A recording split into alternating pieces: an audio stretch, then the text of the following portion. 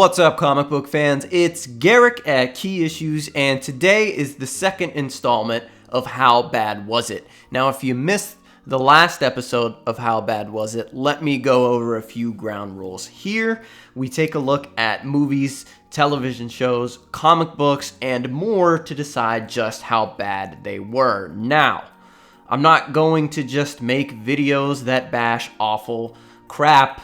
I'm going to take a real look at something that most would consider bad and determine whether it was actually bad or not. So I've come up with a scale to help with that. So whatever we're discussing for that particular episode, it'll end up either being really bad, pretty bad, not bad, or good. So with all that out of the way and without any further ado, how bad was the New 52?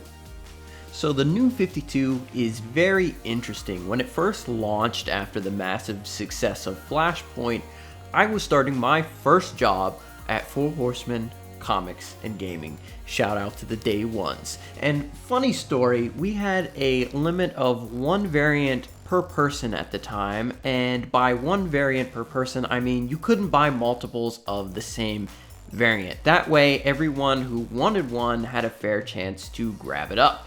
And one day, a gentleman came in and wanted 2 copies of the same Batman variant. I explained the policy to him, and he wasn't very happy because they were both on the shelves, and we were only supposed to have 1 copy on the shelf at a time. So I couldn't let him buy it. Turns out, that dude was Nick Isolde, future co-founder of Key Issues and one of my closest friends. But he legit hated me for a while. So let me know down in the comments if you thought Nick was just being a little too greedy that day. Anyway, I'm way off topic here. The New 52. Like I said, it launched shortly after the end of Flashpoint way back in 2011. Those were simpler times. The New 52 was a complete relaunch of all of DC's titles, including Detective Comics and Action Comics, which had retained their original numbering up until this point. So a lot of fans at the time were skeptical of a relaunch, but DC felt it was the right move to energize comic book sales and bring in new readers, which it definitely did in spades. People were going crazy over the New 52, and some of the number ones are even worth a decent amount nowadays. I was one of those crazy fans that was buying up every New 52 issue that I could get my hands on because previously I was intimidated by the long runs and having incomplete collections that I knew I could never really finish. So in the past I had mostly stuck to trades, but the New 52 was my first step and my gateway into collecting single issues. So it will always hold a special place in my heart. But was the New 52 actually bad? So let's begin at the beginning, which seems like a great place to start because you want to start at the start, you want to begin at the beginning, but DC decided that was not the way they wanted to go with their universe. They dropped us in the middle of a new universe with 5 years of previous canon that they didn't publish. And that's a big issue, especially when talking about characters with a long history, like Batman, for example. Batman had decades of action and sidekicks that were just erased completely. They took all of this time that they had established previously and they shrunk it down into 5 years. They should have just started at year 1 for every single hero and built their universe organically. Instead, like I said, they dropped us in the middle of their new canon with no real history to go off of. So we ended up with these perverse copycats of characters that we had been reading about for many years previously. And that left us with the question of why even relaunch in the first place if you're not gonna start fresh at the beginning with all new origins and all new stories.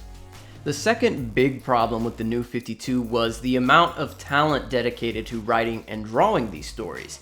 DC was spread extremely thin, and while they did have a few very bright spots like Green Arrow, Batman, Justice League, and Wonder Woman to name a handful, they also had many failures, some of the biggest being Teen Titans, Static Shock, Superman, Red Hood and the Outlaws, and there's just so many more failures. An extension of this problem is the amount of control that DC had over its writers. So many writers were just not enjoying their work. When the executives were pushing agendas and storylines on them, they couldn't tell the stories that they wanted to, and a lot of them moved on to big competitors like Image and Marvel. And not long after the relaunch, Marvel introduced Marvel Now, which took the idea that DC had come up with to introduce new #1 issues to re-energize the stale comic book market and sell more books, but Marvel did the smart thing. They didn't have to relaunch and they didn't have to change their existing canon, but still brought tons and tons of new readers in, along with their Marvel Cinematic Universe. They were absolutely slaughtering it at the time. And outside of a few select titles, DC struggled after the initial launch to keep people interested and invested in their new universe. They constantly canceled books, moved writers from one book to another, and then canned the writer after he didn't pan out, launched new titles. And with a lot of their writers and artists moving on to other companies, they were forced to overwork their popular writers, which led to piss poor storylines. They created this new, wonderful thing, but they never allowed it to breathe and grow. Instead, they were always coming up with new gimmicks to keep us interested, and ultimately, they felt the need to soft relaunch with Rebirth. They're finally letting their writers write character-driven stories. They aren't shoving events in our face every other week, and fans are loving it. Meanwhile, Marvel has fallen into the trend of pushing their agenda, and DC is getting stronger week in and week out. So how bad was the New 52? I'd say it was pretty bad. I mean, for all the reasons I listed above, plus so many more that I really can't get into right now because there were so many books that they had on the shelves.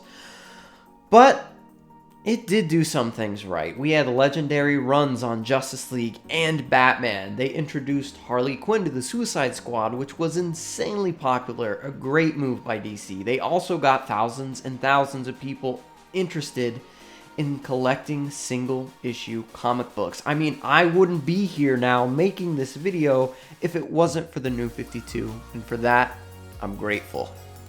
So, what do you think of the New 52? Was it pretty bad? Was it really bad? Or am I way off base? Did you like it a lot? Let me know down in the comments.